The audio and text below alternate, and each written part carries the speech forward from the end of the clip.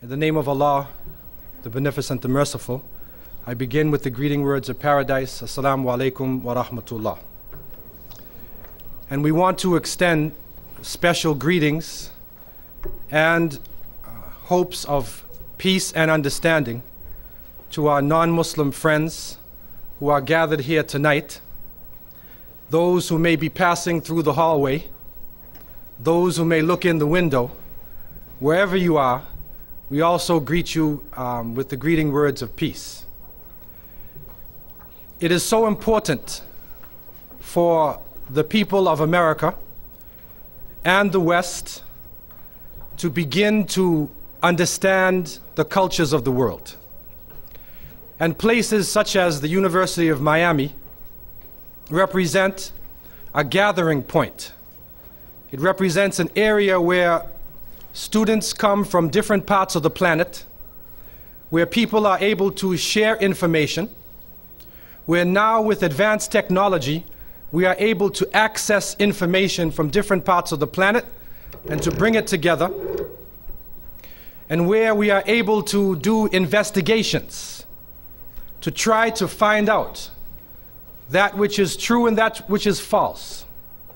Also, another one of the great blessings of this technology is that we are able to sift through data and to find out that information that is causing confusion.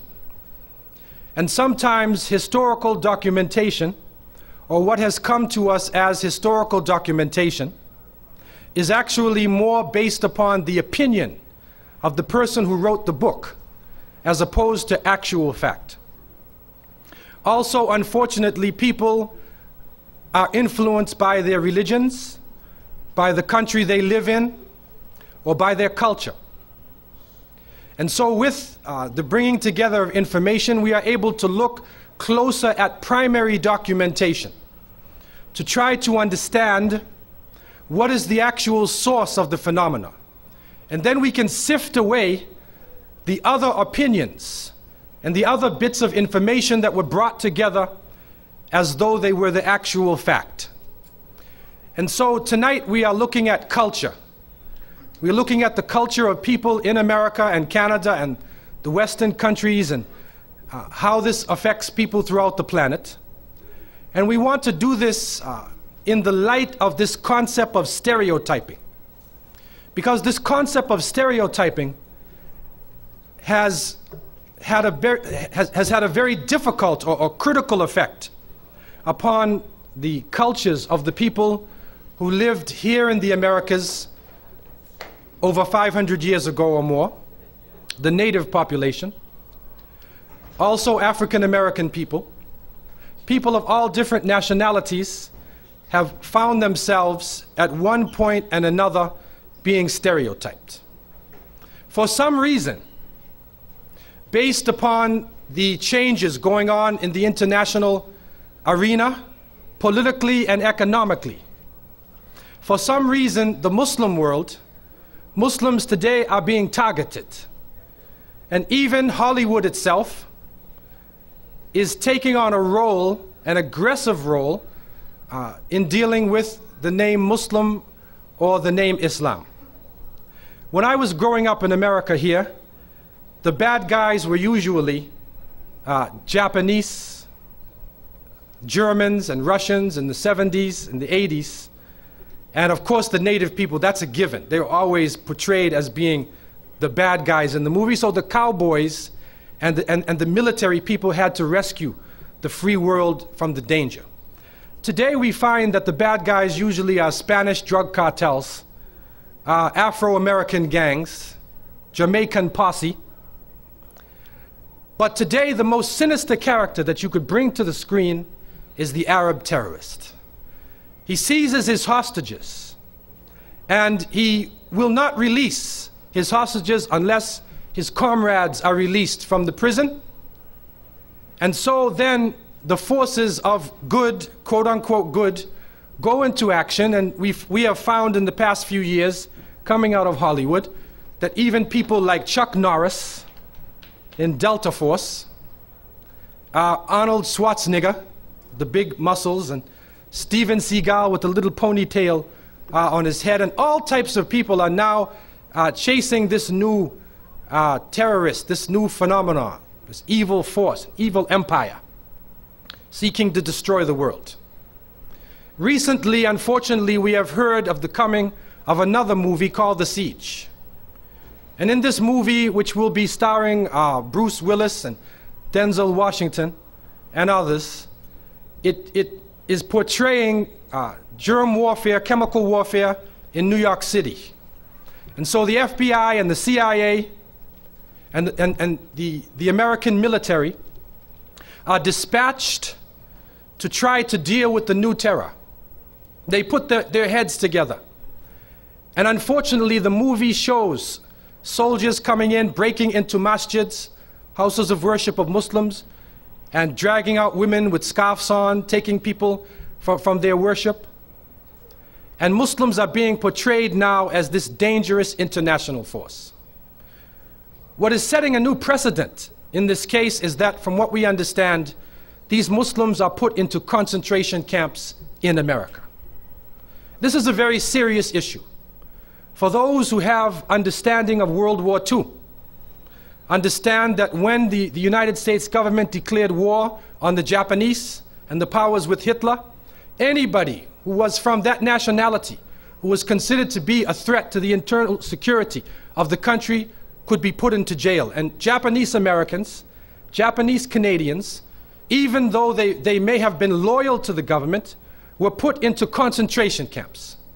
Also, those of us who lived during the 60s, when the rioting went on, when after Martin Luther King had been killed and cities were being burned, also realized that there were concentrations set up for African Americans, that if the riots got out of control, there was a plan that has come forward now, and all of the nationalist organizations were broken apart, infiltrated, the leaders were killed and sent into exile. And there was a specific plot that if the African American population became too volatile and out of control, that they, or at least the more negative, volatile elements within their population, could be put into concentration camps in America. So the fact that these concentration camps existed, and the fact now that Bruce Willis, after fighting against aliens and meteors and comets and fighting everybody and saving America, now wants to save America against the Muslims. This is the furthest thing from reality. Because the reality is, Muslims are not a tiny group of people trying to destroy the world. This is a complete stereotype. Muslims make up 23.1% of the Earth's population. This is not a tiny cult in the Middle East. This is an international phenomenon. There are over 60 million Muslims in China, over 70 million Muslims in the former Soviet states, millions of Muslims in Europe.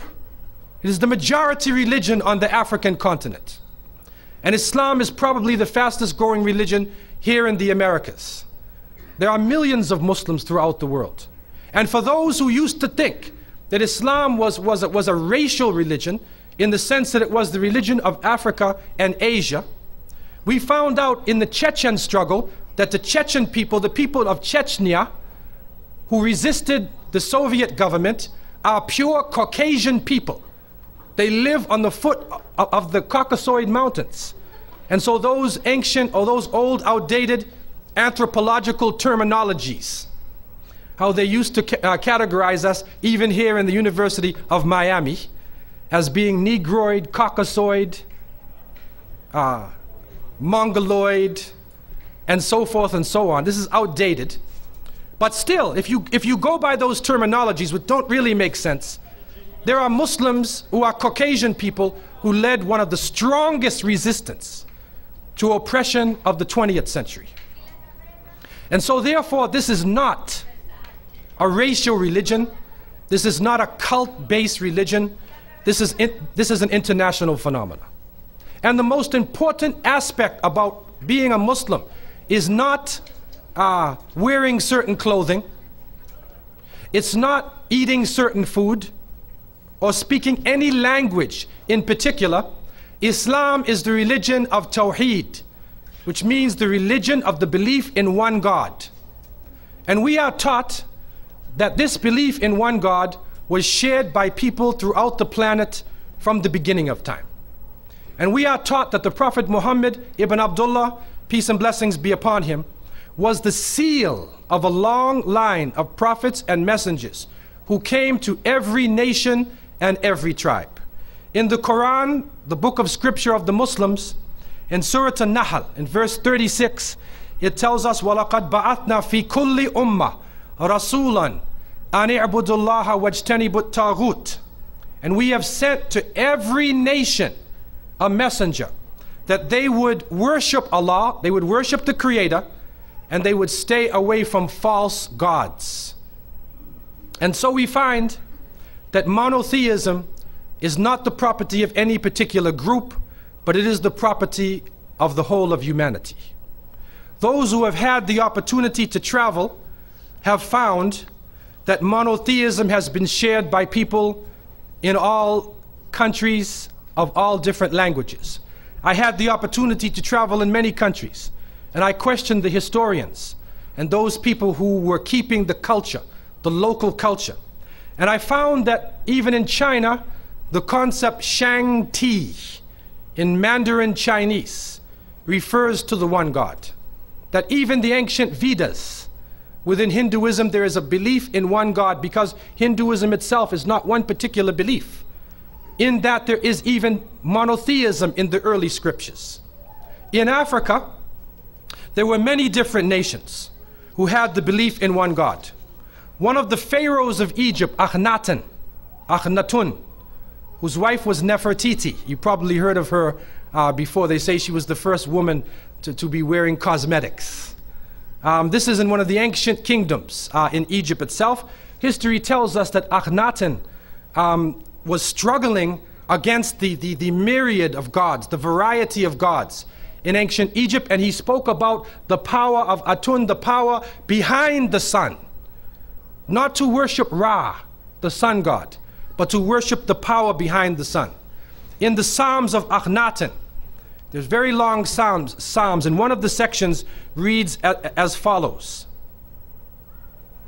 It's speaking about the Creator, and it says, how legion or how varied are your works that are hidden from the face of men. O sole God, who is like no other, you made the earth according to your will, alone. Men, cattle, and all beasts, everything on earth that walks upon feet, everything that flies with its wings, foreign lands, Syria, Cush, and the land of Egypt. And you set every man in his place and supplied his needs. Everyone has his provisions and his allotted lifespan.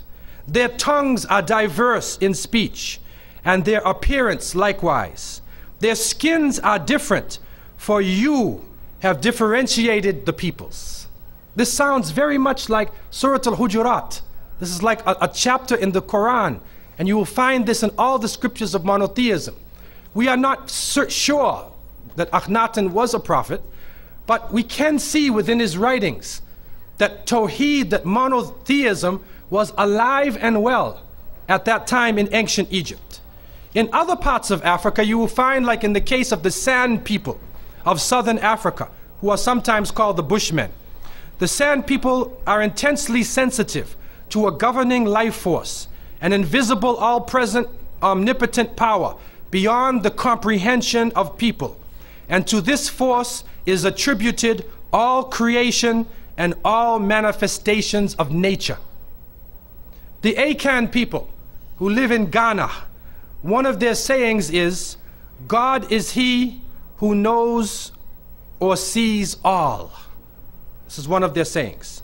The Burundi people living in Burundi also have a strong belief in the one God. It is part of the Bantu or N2 cosmic concept that looks at all the cosmic forces emanating from one point.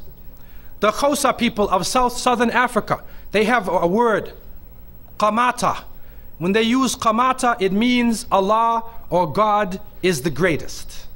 And they use this concept in their religion and in many of their ceremonies.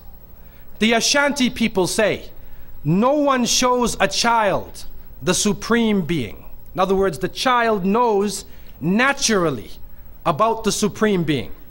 And so you find that in these traditional religions, contrary to what is taught in many religion courses, in the traditional religions, if you go back to the root, you will find the concept of monotheism.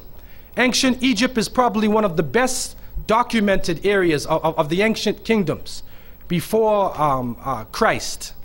And you find that the further back you go, that the more the people were involved in Tawheed, in monotheism. Contrary to what is taught. What is taught in many religion courses is that people first worshipped material things, and then later on, Semitic people from the Middle East taught the belief in one God.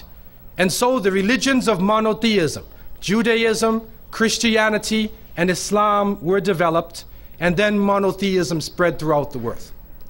The Quran itself is contradicting this concept. As it says, وَلَقَدْ بَعَثْنَا فِي كُلِّ أُمَّةٍ.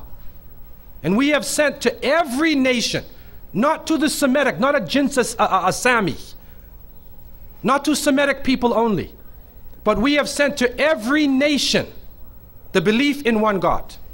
In the Americas, there is a strong belief in one God, and we find the Cherokee Nation and the Wolf Clan in particular, whose oral traditions are still available to those who are able to access these traditions. Dr. Robert Crane, a former advisor to the President of the United States and a part Cherokee, was able to go to these oral traditions of the Wolf Clan. In it, he found that when they would begin traditionally their prayer, they would begin it by saying, Ya Allah.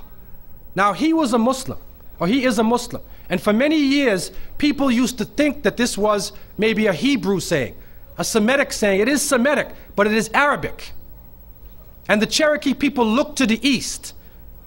The Cherokee people recognized there were people coming across the ocean long before Columbus. They used to have dwellings in America with over 100,000 people, 3-story buildings. We don't understand this about the Americas. We're stuck with stereotyping that gives us this concept of native people being savages who are only living in huts and had no religion, had no concept, and needed to be civilized. This is part of the racist, imperialistic type of history that has been taught over the years, which brainwashes people into disrespecting themselves, and even to look at documentation and not be able to extract information from this documentation because their minds are so brainwashed and they're so paranoid. The reality is that the native people here in the Americas had strong cultures. They had philosophy, pyramids, and even from the Americas itself, the concept of Tawheed, the concept of one God, was alive and well. And so it is our belief as Muslims, and many historians also take this concept, this belief, that when you look at the religions from the beginning of time, we have to recognize that there was a constant struggle going on between those who believed in one God and those who believed in many gods. This struggle has always existed with human life. We find it more intense at different points in time.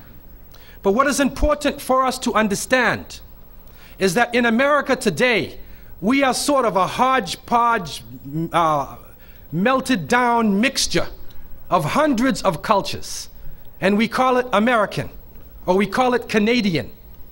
But nobody is really sure what it actually means. And now that we're going into the 21st century, it is important for us to be able to separate the different elements within that culture and to recognize the roles that these elements play. In this struggle that went on from the early days of human life, there were people who put their worship in the natural world. And so those natural objects that were around them, that appeared to be the strongest objects, they would worship through those objects. So in other words, if people living in desert areas, in many of these areas you find a huge rock or a huge tree. And so many people would worship the tree or the rock, or they felt they would worship the cosmic forces through that tree or through that rock. In some countries that had large rivers, such as those who lived around the Nile, in the Nile Valley, or in the Niger River, or the Congo River, or the Amazon, those who lived around these powerful forces of water, we find that religion was developed around the river. And in many cases, people would worship manifestations of the river, even some of the animals from the river itself, hoping to appease the power and the forces in the river itself. Probably the most common form of worship in the ancient world was the worship of the sun. And that is for obvious reasons. The sun is obviously the largest of all of creation. And that when the sun comes out, the power of the sun, it gives light after darkness. It gives heat in the cold weather. It brings forth the life from plants. And so the sun itself, in a sense, is a life-giving form.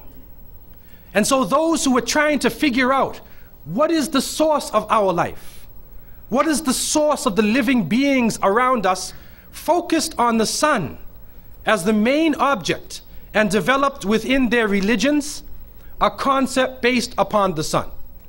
And so we find this concept in all parts of the world.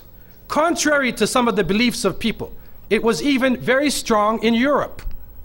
I mean, up until now, we still have during our week, at the end of our week, we have Saturday, and then we have Sunday, which is the day of the sun. And this is a concept that they used to have. And what is important for us to understand, especially when we're dealing with young people who tend to be caught up just in images coming at them, that the images within many of the holidays that we have got a number of streams. And especially you could say two main streams that are coming in. There is a stream of monotheism, and there is a stream of polytheism, of those who worship many gods, and those especially who focused on the sun god. In the winter season, around December 25th, the people celebrated the winter solstice.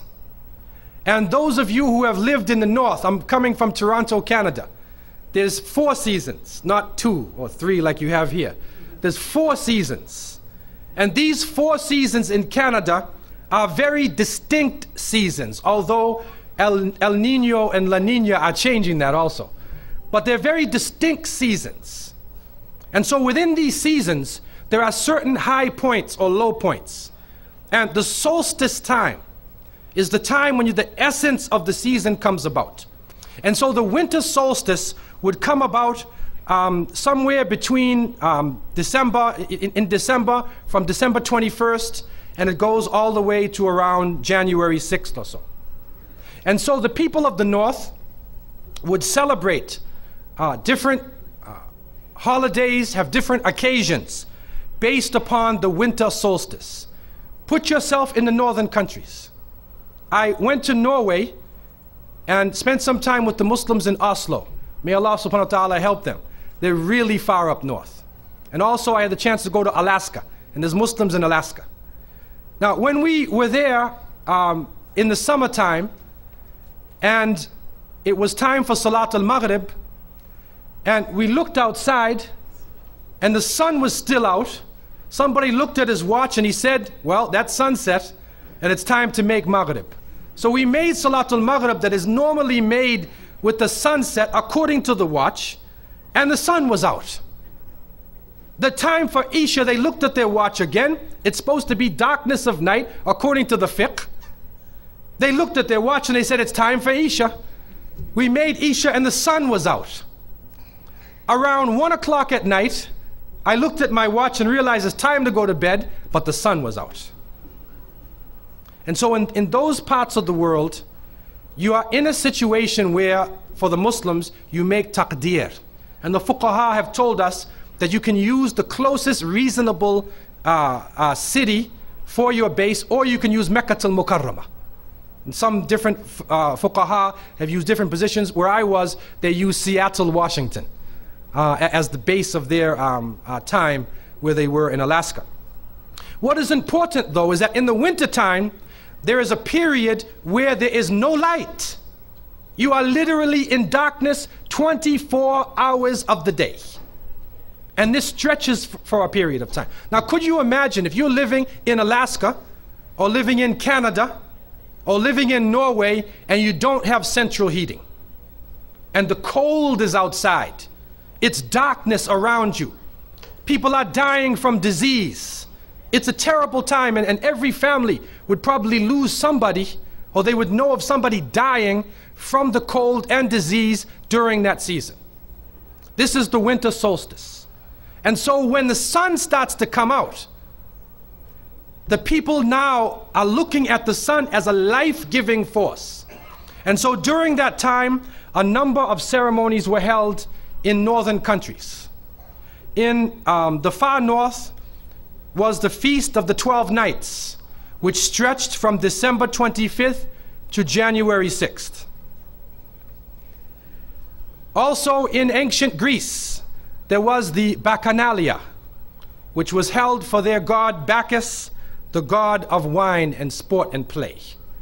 The Romans had the Saturnalia for their god Saturn, their main sun god Saturn.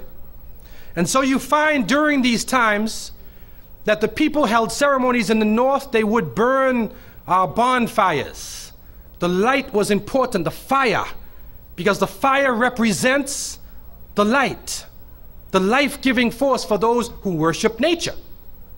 Also in the north, they recognized that there was one tree that despite the cold would still remain alive.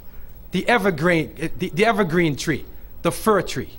And so in some cases they would take this fir tree, believing that there was powers of life within the tree, and they would put it in their homes, set it there and put a light on the top of it, or burn them in the front, or they would make mistletoes and put them over their doorways, a type of what we would call ta'weez or tamima.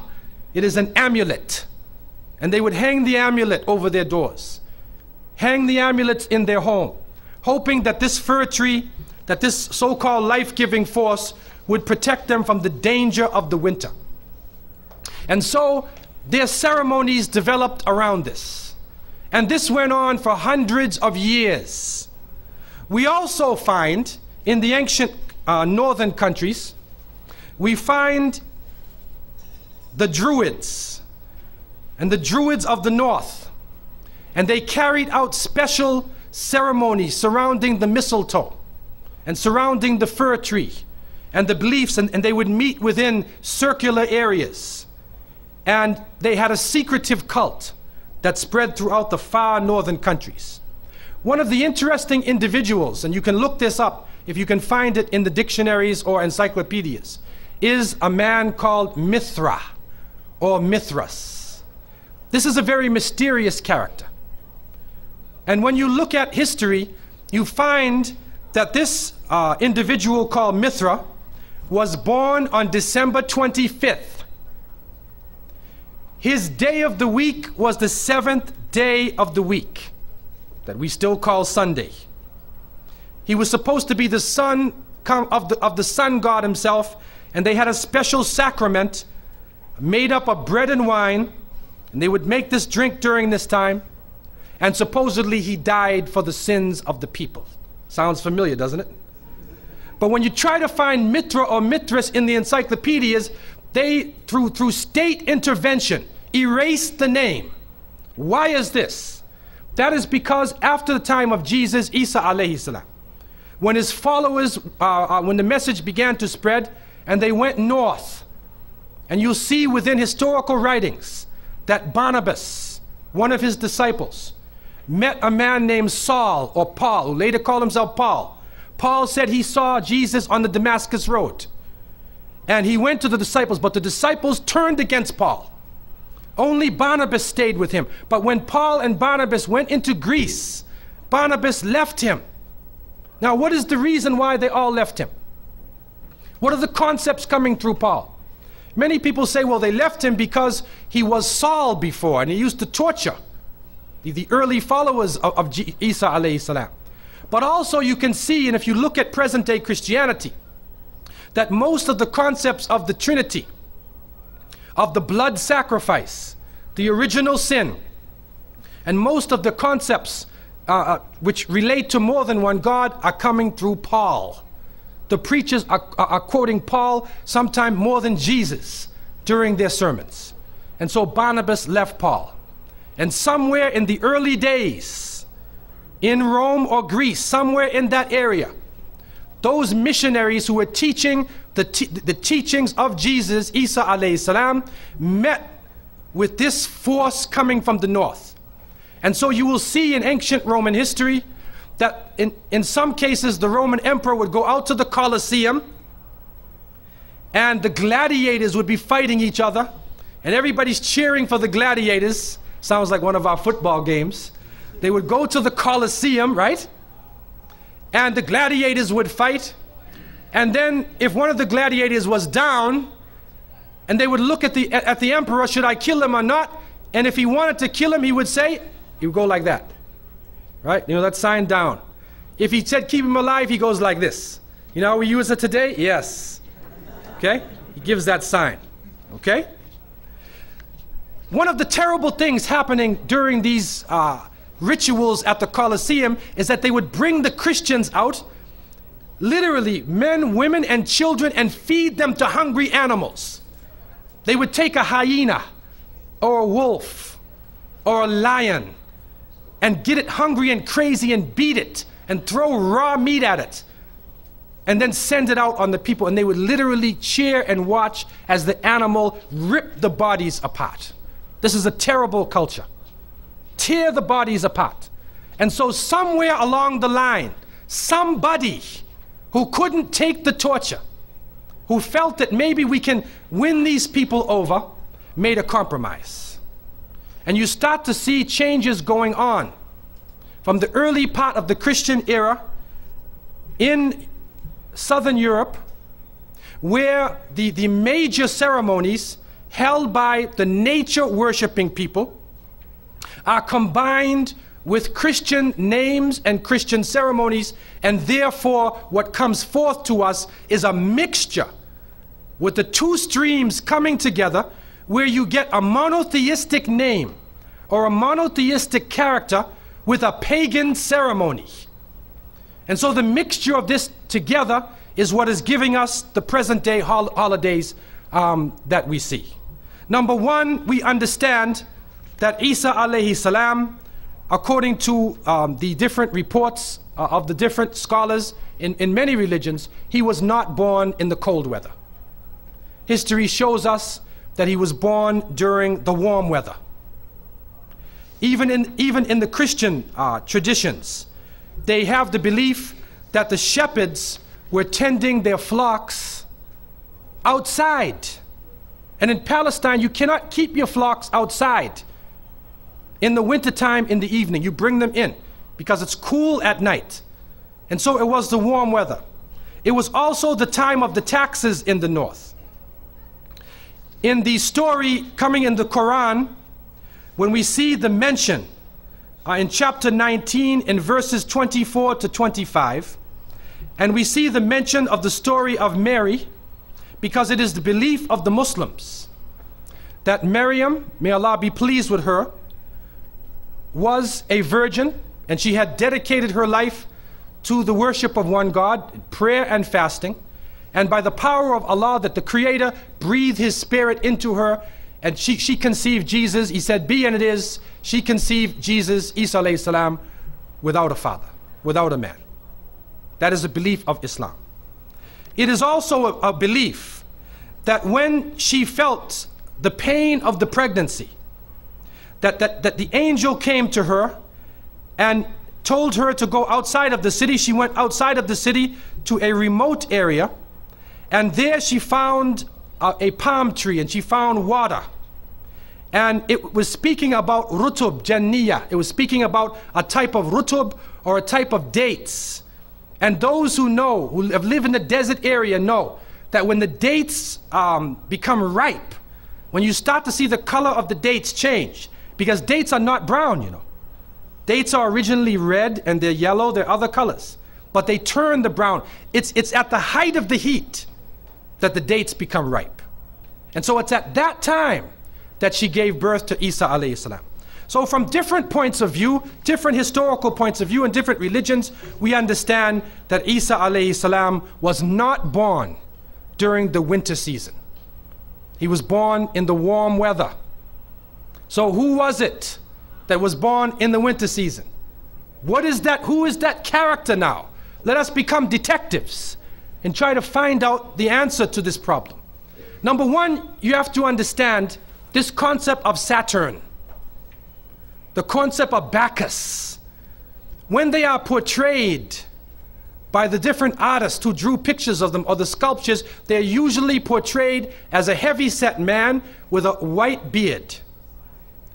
And when in the Sistine Chapel, Michelangelo drew his picture, you could see the long flowing beard, and there are actually pictures of this man on a sled being drawn by snakes with wings. Snakes with wings. Snakes do not normally fly. But in this case, the snakes have wings, and the heavy-set man is on his sled being drawn by these flying animals. Sound familiar to you now, doesn't it? He's being drawn by the flying animals. He's performing miracles. He's coming out on December 25th, which is not the birthday of Isa alayhi salam, has nothing to do with Christianity. It is the time of the Bacchanalia and the Saturnalia, and he is representing riotous fun, drunken revelry. And so what happens on Christmas, the Christmas season, especially in America, people today are not even thinking about Isa alayhi salam. They're not even thinking about Jesus. They're looking how they can get drunk. On Christmas, what is going on? In the Caribbean and many parts, if they offer you a Christmas pudding or Christmas pie or Christmas drink, watch out. Because it's probably laced with rum or wine. That's the spirit of the season. Now this riotous occasion that was going on went so far that the Christian church banned it. And the Church of England, according to historical sources, actually banned it all the way to 1647. It was prohibited in England to celebrate Christmas because they saw Christmas as being a pagan holiday. This is an official position taken by the Christian church, the Church of England, who were known at that time as Puritans. What happened was an individual was superimposed. A name was superimposed. We hear about the name of Saint Nicholas. Saint Nicholas. Now, according to some historical reports, Saint Nicholas was a Christian bishop who lived in the 4th century in Asia Minor, which is now known as Turkey. He was a very thin man, very austere. He used to spend his time in prayer and fasting, and he loved children. And he spent his time dealing with children. And because of this now, his name, some believe, was imposed upon that day, and Saint Nicholas or Saint Nick comes into that position as being the main man of the day. There's another concept, which is even deeper than that. And that is that Saint Nicholas himself is actually coming from the ancient writings of Beowulf. And in these writings, which are done in the Scandinavian region, we find the name Nick or Nickel or Nicker. He was known as a demon, the demon of the north. He was known as the evil spirit of the north, the name of Odin, the evil principle. And so in Germany and in many of the northern countries, the people actually looked upon this so-called Saint Nick as being an evil force, and they would tell their children in the wintertime, don't go outside, because if you do, Nicholas will come along, Nickel will come along, he'll capture you, put you in his bag, and take you away. And so they used it as a negative concept. In Isaiah, in what is left of the Bible, in chapter 4, in 14:13, the devil is known as the prince of darkness. And it is an understanding that his throne, the seat of his power, is in the north. Somewhere in the north is the seat of power of this evil. And so the Germans also, when they depicted this Nicholas, or this Pelsnickel, as they would say, Pelsnickel in German, it means a furry devil. When they depicted him, they depicted him as a man with red fur. He had red fur coat, and his base was in the north, and he was the essence of evil. And the Church of England till 1647 took the position that this celebration could not go on. So what we are actually seeing is that the Christmas occasion was actually the time of evil. It was the time of the belief in the Saturnalia and the Bacchanalia. And because of this, they shifted the occasion to New Year's Eve. They shifted all of their feelings and their merriment and their evil to New Year's Eve. Now, before we go to that, looking back at Christmas, what is happening now in Christmas season? I don't know what goes on in Miami, but in the northern cities, on Christmas occasion, they put lights around and Santa Claus parades. Do you have a Santa Claus parade here? They have Santa Claus parades, and St. Nicholas is outside, and he's in the streets, and everybody's talking about St. Nicholas, and the poor children are taught that St. Nicholas is going to come down your chimney. Most people don't have chimneys in Miami anyway, but a 350-pound man is going to come down your chimney and bring you presents and keep his clothes white and red, and go to all of the homes in the area and put presents in your stockings and put presents under your tree, and then fly back out into space. And the poor father who sweat and toiled all year to get you the presents gets no credit for the present given to the child. St. Nicholas comes down the chimney, gives you this present, flies off into the night. And many of us were raised thinking, believing in this. Some of us would sneak into the night and look and see our father putting the present under the tree. We knew what he was doing anyway. But you went along with it, and the people say, well, you know, it's Christmas. Don't you like to have fun? You want to stop the children from having fun? What kind of people are you? But what are you teaching the children? You are using the name of Jesus, using the name of Isa alayhi salam, and you are using a figure who historically is the devil. The devil himself, wal-iyadhu billah. They are using his figure, and he has now taken over the Christmas season. Christmas now to most people means materialism. You have to buy presents for your cousins and your friends, and you got to buy about 34 presents. And you find that most American people are in debt for 6 months after Christmas. Now, where is Jesus? You get drunk, you fight, you lose all your money, the stores raise their prices. Isa alayhi salam is described as a very humble person. Most of the time he didn't wear shoes, only 1 or 2 changes of clothing. A very simple person, eating very simple food, fasting most of the time. You see what is going on? There are 2 streams now, a stream of polytheism, a stream of monotheism, and now the polytheism, the materialism, is overtaking the monotheism and standing in the way and taking over our society. And some foolish Muslims coming along from outside of in their country say, well, I just want to be an American. I want a tree too. So I said, one of the brothers said he had a Christmas tree in his house. He came for, I said, brother, do you know what the tree stands for? He said, no. Okay, I'll get a palm tree with dates.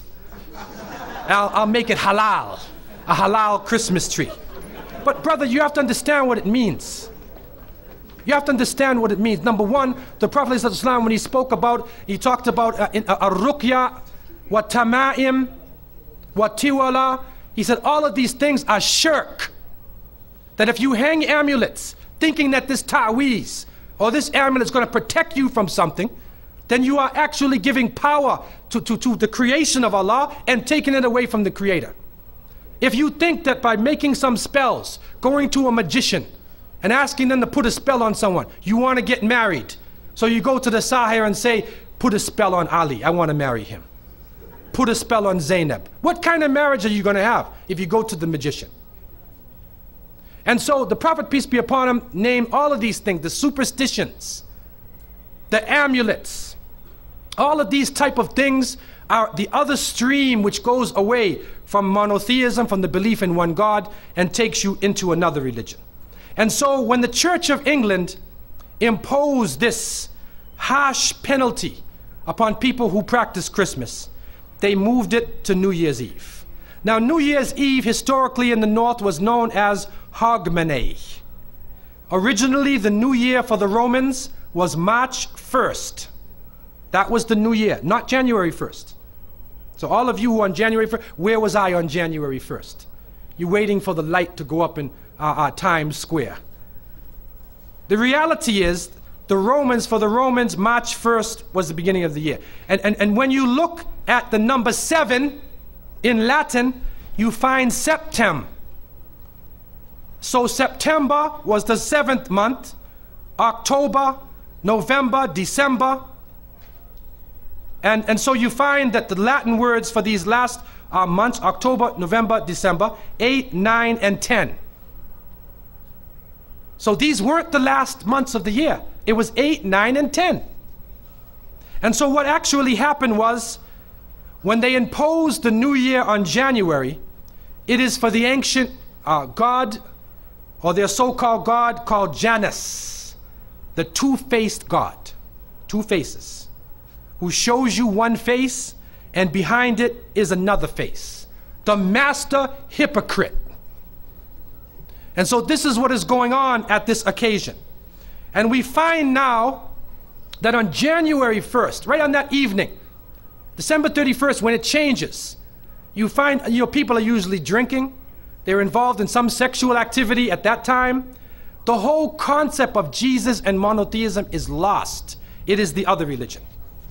What is also interesting for us to remember is that after January, in February, that somewhere around the middle of February, there was a celebration that was known by the ancient Romans as the Lupercalia.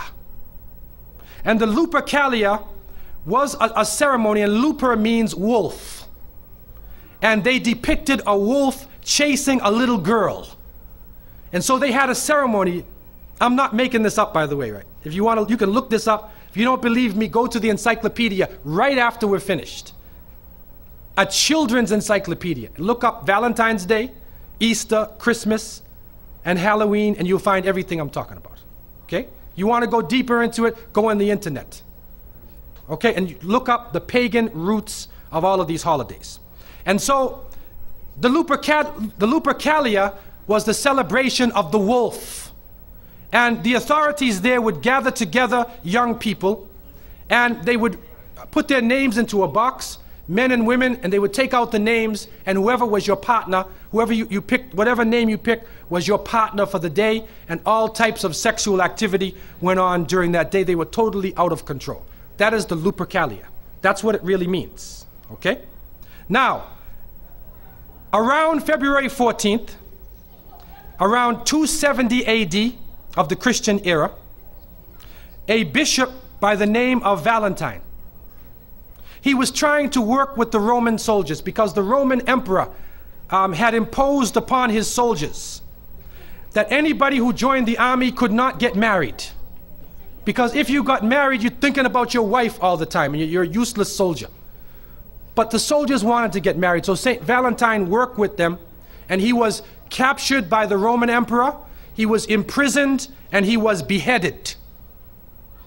And so a legend formed around St. Valentine's Day. In one case, it said he even helped a blind young girl. He was trying to help her get married. And so she wrote a note, and it was found in his jail cell, "To my Valentine." And so from that date, somebody making that compromise brought together the two streams. And so now you have Valentine's Day. So on that occasion, and it's in the school system, if Muslims are sending their children to school, you got a problem on Valentine's Day. Because they make them do Valentine's cards. In some cases, it becomes mandatory in some classes. Now they even have in Canada, I don't know about here, you can buy a Valentine's Day card. Somebody will come and sing, or somebody will bring food, and they make it very lavish. And so what happens is young people are forced together on that occasion. And for those who are part of the monotheistic tradition, who understand that the relationship between men and women should be done in a sacred way within marriage, and not in a loose way before marriage. And we see what is happening in the society itself. We see what has happened to the standards, even in the White House. So we understand what is going on in the society. That's because people have lost their limits, the hudud. The limits have been broken up. And so those who are maintaining the limits in the monotheistic religions, and in those people of consciousness, recognize that St. Valentine's Day is really part of a pagan holiday where people are carrying out the so-called wishes of Venus or Aphrodite, their little son called Cupid. And he shoots you with an arrow. You know that story? He shoots you with an arrow and you fall hopelessly in love. And some Muslims say, I want to get married, I'm in love. You're in love? What is love, man? There is kafa'ah. In fiqh, there is kafa'ah, suitability. Yes, there should be an attraction between husband and wife. But the Prophet, peace be upon him, spoke about the beauty, about wealth, about genealogy, right, nasab, and about deen. And he said, marry people for their religion, for their deen, their taqwa. That is the basis of the marriage. And so, St. Valentine's Day is another time that we have to take a stand. And we'll have a question and answer period at the end, but the position we are taking is the young people should have nothing to do with Valentine's Day. You have to step out of that completely. In Christmas, another problem faces us. What do you do? Do you give presents? Do you take presents? What do you do? Are you involved? One of the greatest benefits after my belief in Allah, in accepting Islam, was when Christmas season came, and as a Muslim, we don't give any gifts. And Christmas even came, we said, Alhamdulillah. At that time, we have another way of expressing ourselves during that season. And so Muslims should not be involved. In some cases, if the person is your neighbor or somebody and they give you a gift, the Prophet, peace be upon him, accepted gifts. So it is possible to accept a gift as long as you're not involved in the ritualistic parts of the occasion. But if you want to give a gift, give it at another time during the year. So they understand that we have other things. We have our Eid. We have other times. Let them invite them for food during the Eid al-Adha. Give them something at that time. Give sadaqah at different points in time. Now as we go toward the spring season now, we're following their calendar. We find that the spring solstice season comes about. Now this is another very powerful season. In this time, the darkness and the cold are leaving. And now the spring is coming. Light has returned. It is the resurrection of life after death. And so with the light and the water and the rain, life then becomes, and those trees and plants, in Canada, we lose all of our trees and plants in the winter. You probably don't down here in this region. But up in the north, all the trees lose their leaves except for the evergreen. And so in that spring season, the spring solstice, in the northern countries, a fertility celebration came about. And the main figure in that fertility celebration was their goddess Ostre, or Ostern. And according to them, she waved her wand and life came back after death. And so the symbols of that occasion became rabbits, bunny rabbits, chickens, eggs. You take two rabbits and put them in the backyard, and after a couple of days, there's rabbits jumping around everywhere in the back. It's a fertility symbol. And so therefore, this became the symbol. Now, the compromise The Christians coming in now who want to get benefit from the nature worshiping people, they use that saying, if you can't beat them, join them. So they came along and they joined them. And so now you find Easter. Look at it. This is supposed to be the time of the death and resurrection of Isa alayhi salam, but it is the pagan rite of the resurrection of life after death. And so they impose this occasion onto the spring season, and you find then both of these celebrations coming about at one time. The reality is, and the Muslims understand from the revelation of the Quran, that Allah subhanahu wa ta'ala tells us, وَمَا قَتَلُوهُ وَمَا صَلَبُوهُ وَلَكِنْ شُبِّهَ لَهُمْ. They did not kill him, and they did not crucify him, Jesus. But it was made to appear to them that they did. And so they carried out the celebration. What happens now is that people are involved in a series of rituals around an occasion which never actually came about. People are in shock sometimes. If you go ask the regular American or Christian person, what does Easter mean? And they say, well, Easter is the time of the resurrection of Jesus. Resurrection from the dead. They don't realize where it actually comes from. The reality is, it is a pagan rite.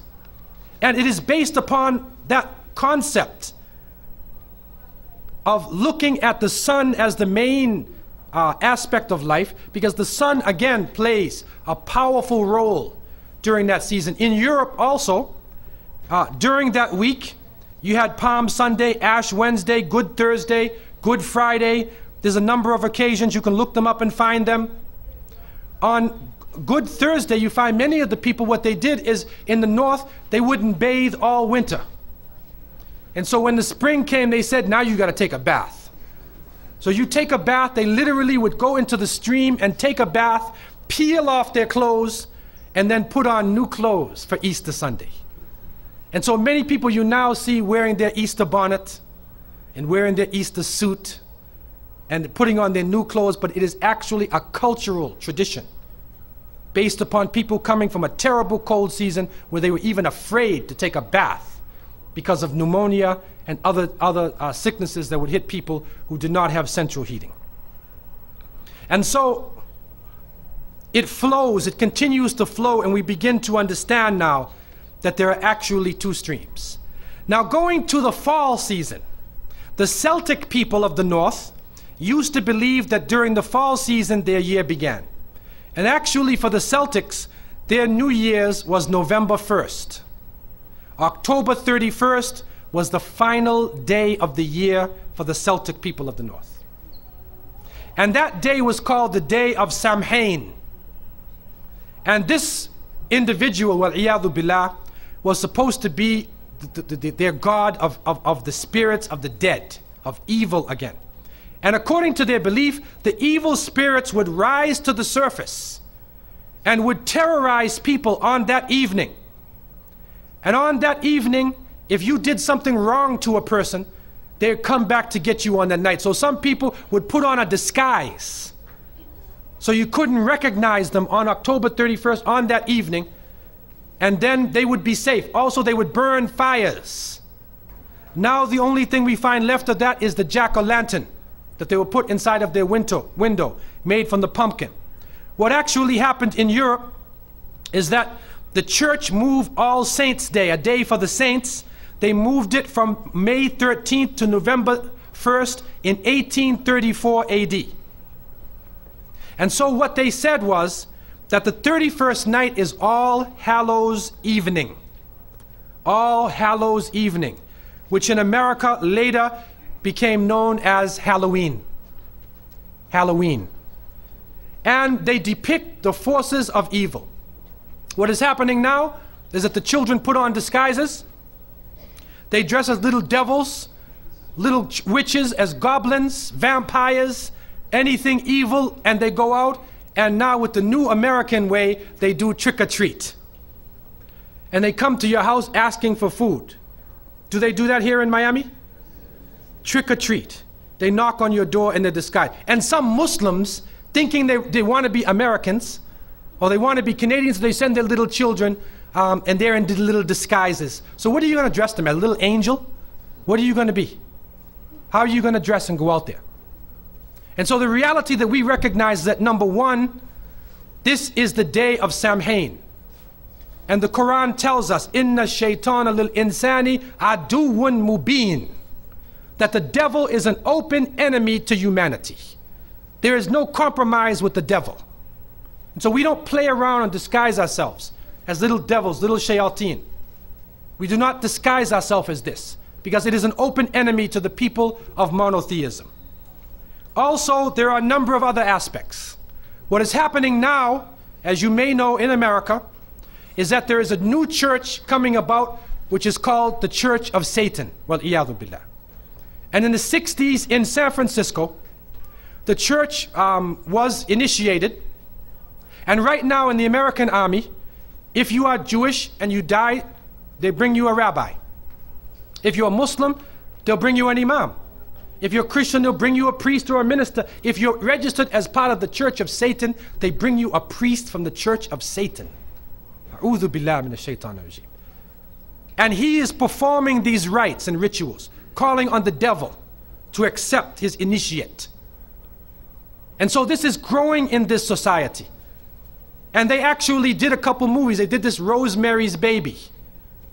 Right? They also, The Exorcist. And a number of movies they did to frighten people with evil. That you will be so afraid of evil, and they show the priests as bumbling idiots, falling down over their feet, can't do anything, running away from the devil. And the devil is a businessman in his suits. And he has the power of lightning and everything. So even though the devil dies in the end, you end up being more afraid of the devil than anything else. That's part of the plot, to brainwash people to be afraid of the shaitan. The reality is that the Prophet ﷺ said that the upper hand is better than the lower hand.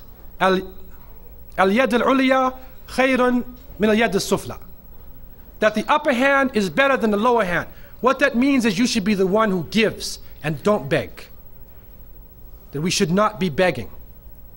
And so to send a Muslim child out to trick-or-treat is a demeaning, lowering thing. You ask them to beg people for food. Then they're dressed up as a way that they're not.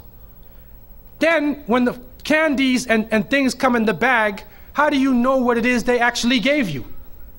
Is it halal? Most of the candies today are made with gelatin, with glycerin. They're made with pork products.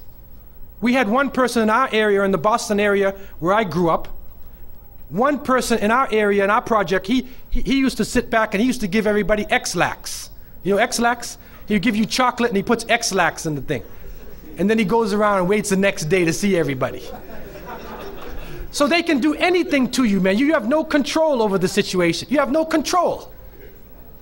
And what is also happening is that there are some evil, wicked-minded people who are attacking children on that night. I don't know about Miami, but in Canada now, they openly say on the television, do not send your children trick-or-treating by themselves. Do not go in darkened streets. Move as a group. Don't go to a house that you don't know the people on the inside. And there are literally groups of Satanists who are capturing children, and they're performing a rite, sacrificing the child on that evening of Samhain, supposedly to get more spiritual power. It's happening right now. And so from so many angles, Muslims should have nothing to do with Halloween. And if your children are in school, go to the teacher. Go to the teacher and make it clear to the teacher, we do not involve our children in these ceremonies. Even the Jehovah's Witnesses will go to the teacher and tell them, take my child out of Halloween. They don't even believe in that. Take my child even out of your Christmas. They're not involved in that. What can happen during these occasions, if you want them to draw pictures of pumpkins or, fall plants, okay.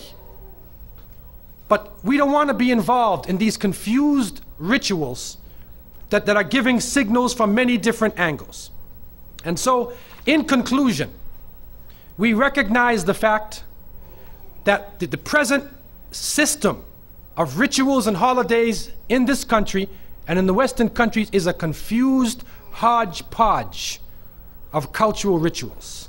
And it is important for Muslims to have basira, that they should have the insight to look through affairs and do not just blindly follow the ways of the Christians and the Jews. The Prophet, peace be upon him, said, you will follow them. You will follow the people who came before you inch by inch, foot by foot. Even if they crawl into the hole of a lizard, you crawl inside there with them. And then they said, who are these people? Are they the Christians and the Jews? And the Prophet, peace be upon him, said, who else? And so it has come to pass. And you can't Islamicize these occasions. You can't use Arabic names and Islamic symbols to make it halal. We have to take a stand. And secondly, it is important for Muslims to cherish their own holidays. When the Eid al-Fitr comes, take the day off. There are some Muslims who go to work on Eid. They go to Eid prayer and they go to work. So what happens to your children? They don't have a chance to relax and enjoy themselves. Organize an activity. Bring their families together. Eat together. Do things together. Remember Allah subhanahu wa ta'ala together. Make it a happy occasion for them. They will remember their Eids.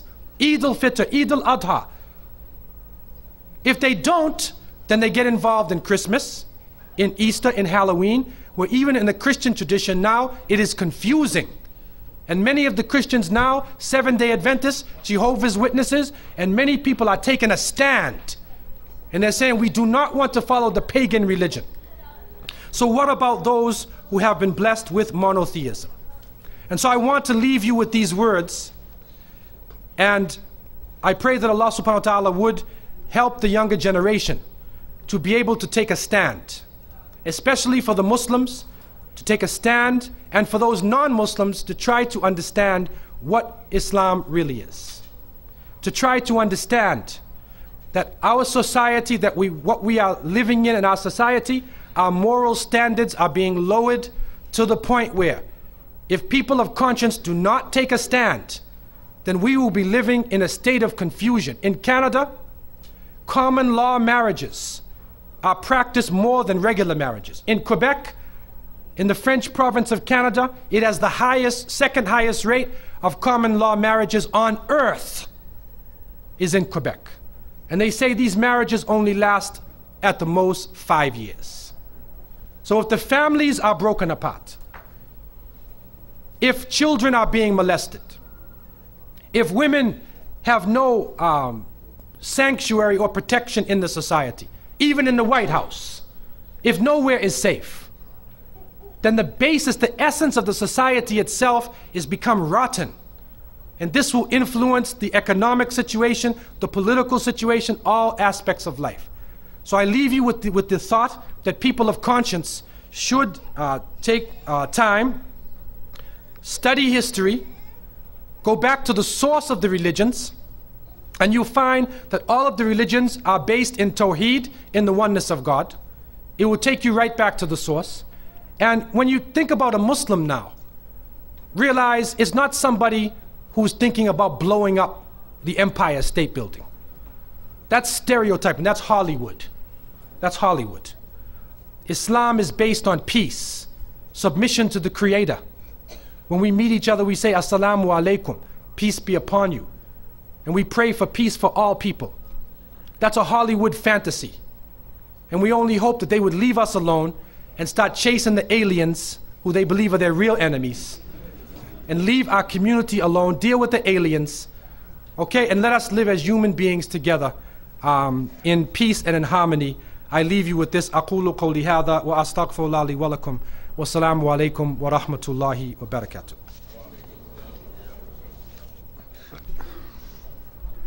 Okay, concerning the questions, one goes as follows. When you said Isa alayhi salam, or Jesus, was born in the warm weather, could that be warm weather in Jerusalem but wintertime and cold weather in the northern western countries? Please clarify. No, that is warm weather everywhere, because in Palestine itself it is cold in the winter. Many people don't understand that in many of the desert countries it actually gets cold. There's a change in the season. So the people who are living in Palestine and those regions, they know the difference between the heat of the summer and the wintertime. It's not cold like the north, obviously, here in America.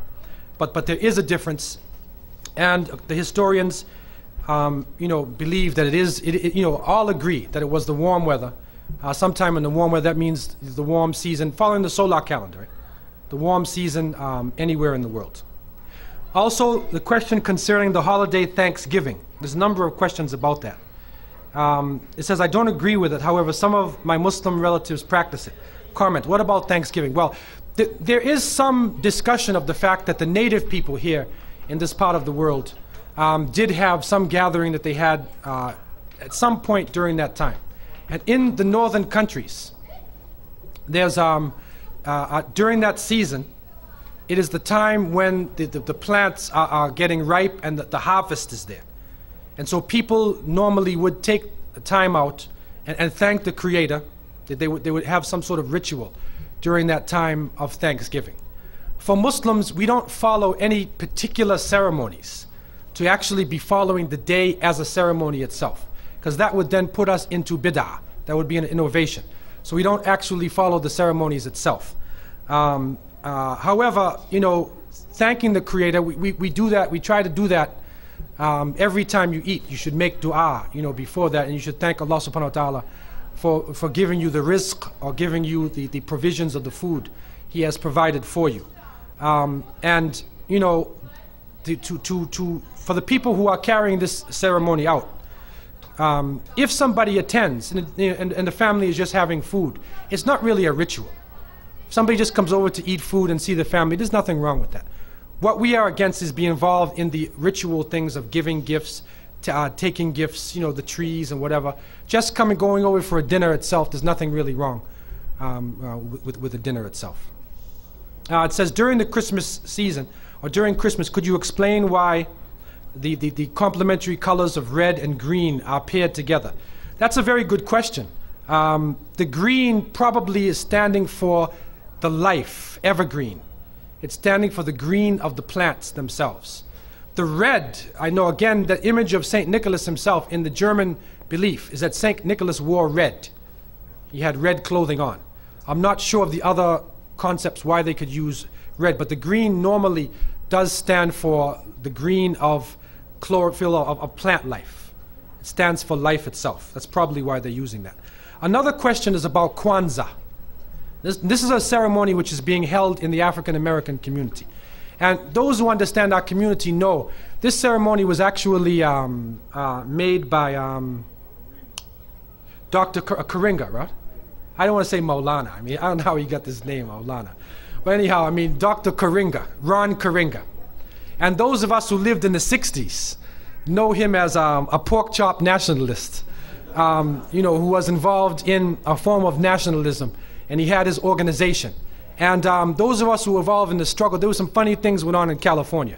Actually with Bunchy Carter, if you know what happened with the Panther Party, there was some funny stuff that went on during that time.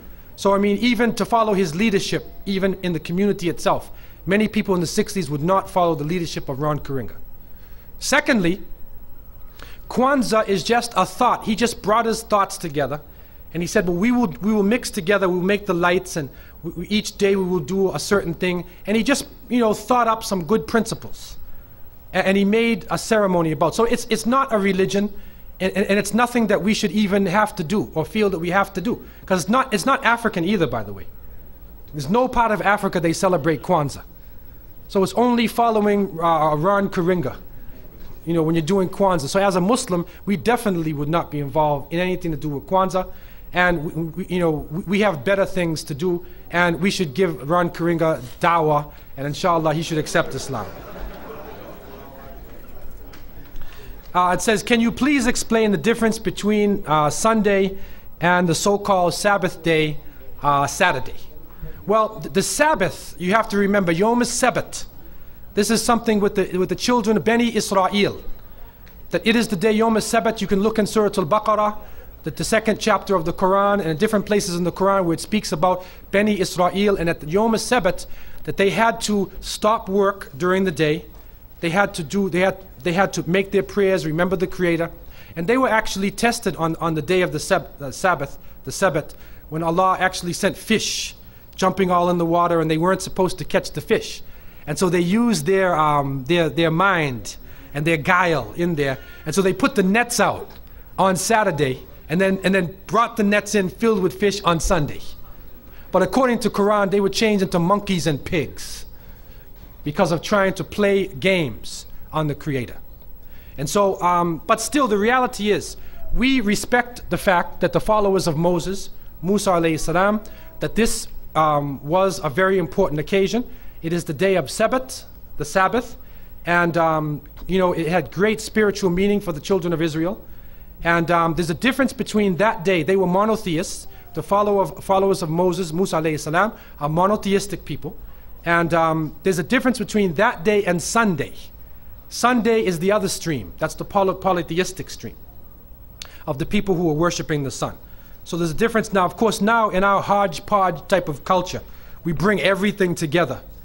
And we're just American. Saturday, Sunday, Monday, or Moon Day.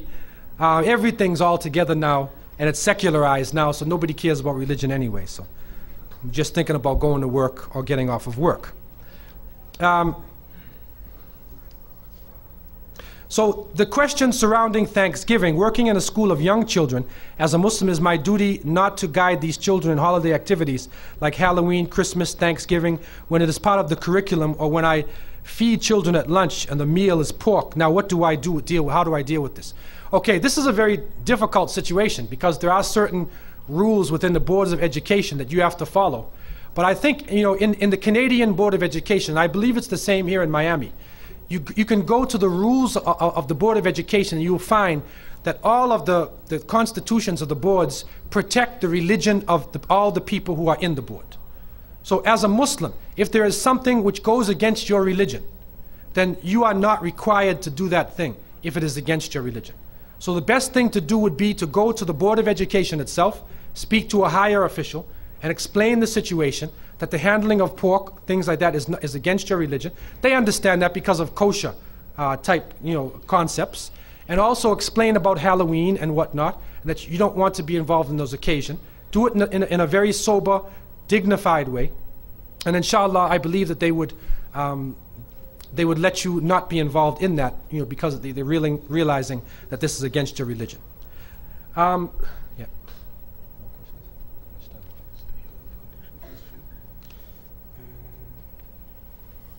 What did you say about the? Oh yeah, okay. Now there's another question here, celebrating birthdays itself.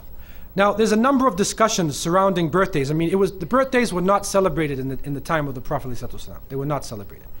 And actually, when you see the concept of the birthday with the candles and the light for each of the birthdays, that more than likely goes back to pagan worship through the fire and the sun god.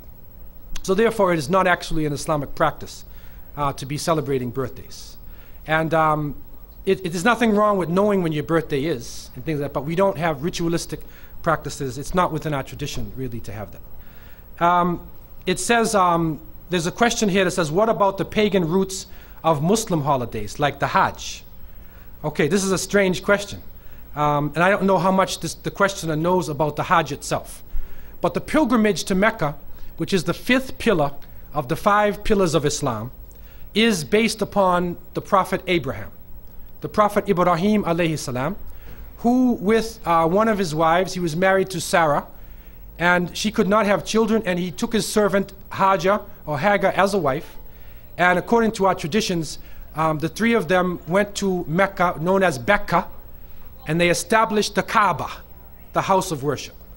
And so during that time when Abraham alayhi salam, left Hajar in Mecca and went back to Sarah, who was in the north, and Hajar ran in between 2 mountains. She was searching for water. It's very hot. And so the rituals, the manasik al-Hajj, the rituals of the Hajj are based upon the actual story of Ibrahim alayhi salam, what he went through. And also the temptation. He was tempted by the shaitan. The devil came to him. And so he stoned the shaitan. So all of the rituals during the Hajj itself are based upon monotheistic teachings. The Prophet Muhammad, peace be upon him, who saw himself as the continuation of the message of Moses, of Abraham, Moses, Jesus, all of the prophets of monotheism. He confirmed what was brought, and through revelation, he gave us the manasik al-Hajj, or the rituals of Hajj, which brought back to life the story of Ibrahim alayhi salam. And so Muslims come together with all of the people of the world, and they recognize their relationship with Abraham, with Moses, with Jesus, with all of the prophets through that pilgrimage itself. The black stone, which in some traditions it is said that it came from Jannah. This was put in, or paradise. It was put in by Ibrahim himself, and there is no worship of the stone itself. Even the Umar ibn Khattab, one of the Sahaba, said to the stone, because the Prophet Muhammad kissed the stone, and he touched the stone as part of the circumambulation of the Kaaba, and Umar said, you're only a stone, and it's only because I saw the Prophet, or I knew the Prophet, peace be upon him, did it, that I would even do this. So there's no worship of the stone itself, and it is not based upon any pagan religions that came before. I think that's a misunderstanding. Also, there is a question about, you have some non-Muslim friends, and you go out with them, but you're not doing anything haram. Is this okay? We have associates, and we have people who are very close to us. And when the Quran is speaking about awliya, لا تتخذ اليهود والنصارى أولياء بعضهم أولياء بعض, that do not take the Christians or the Jews, people who believe other religions, as your awliya. That means your close friends, somebody who you would tell your secrets to, because there is some difference in our understanding. Because through culture, through people, the prophets, some of the prophets were not accepted by other believers in their religions. Islam itself accepts Moses, accepts Jesus and Mary, and also accepts Muhammad. May Allah be pleased with them all and send peace to them all. They're all accepted as prophets of God, and that and Mary as being a righteous woman, and that they are accepted in the way of their traditions, not as idols or not as gods to be worshipped. So therefore, because of this crucial difference in belief, we have association. But when it comes to certain aspects that deals down with the essence of religion, the Quran tells us that you should have this close allegiance, your allegiance, al-wala wal-bara, that this allegiance should be for those who are following a similar way of life. One of the great blessings that we are experiencing here in America is the fact that we are able to rub shoulders with people of different religions and different traditions. And that is good, that is fine. But it is important to understand that it is not part of American culture, or is not supposed to be part of the culture, that you melt down your culture and you become something else. This is not the essence of being an American or a Canadian. What it means is that there are certain laws, you respect the rights of individuals in the society. You do not harm them. You live as a civil person in society. But everybody is allowed to have their religious beliefs and to cherish their beliefs.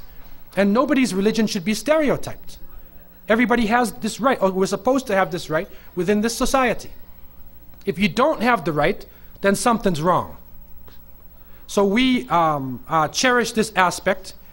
However, when stereotyping comes in, then name-calling starts, and prejudice begins. That is prejudgment, where you see a person, and based on their clothing and based on their language, you would judge them. I hope that from tonight, that we can all take these few words only as the opening of a door, that we all need to do some research, and we all need to try to understand concepts and beliefs, our religions, holidays, everything that we're doing from the source. Understand where it is. And don't be fooled by a television commercial, by bright lights. Don't be fooled by Santa Claus smiling at you. Don't be fooled by any of those images that are propagated in beautiful ways. Let us go to the roots of the issue and deal with the truth. I leave you with these words, and I ask Allah to give you a safe journey home. And may Allah forgive me for any mistakes that I have made. Subhanakallahumma wa bihamdika. Nashhadu an la ilaha illa anta. نستغفرك ونتوب إليك. بسم الله الرحمن الرحيم. والعصر إن الإنسان لفي خسر إلا الذين آمنوا وعملوا الصالحات وتواصوا بالحق وتواصوا بالصبر. وصلى الله تعالى على سيدنا محمد وآله وصحبه أجمعين. وآخر دعوانا أن الحمد لله رب العالمين. والسلام عليكم ورحمة الله وبركاته.